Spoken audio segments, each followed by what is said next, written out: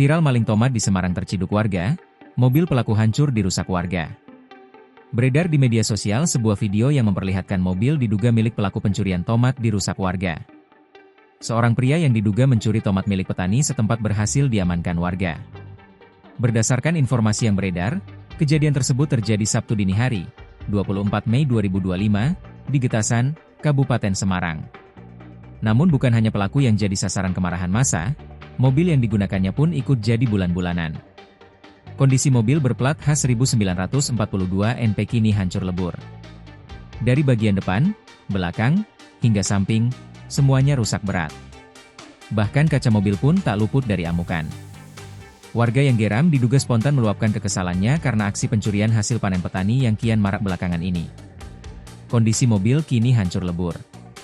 Dari bagian depan, belakang, hingga samping, semuanya rusak berat. Bahkan kaca mobil pun tak luput dari amukan. Warga yang geram diduga spontan meluapkan kekesalannya karena aksi pencurian hasil panen petani yang kian marak belakangan ini. Mobil pelaku disebut berpenampilan cukup mewah, yang justru memancing amarah tambahan dari warga. Tak sedikit pula yang menyoroti kemungkinan bahwa mobil tersebut adalah kendaraan sewaan atau rental.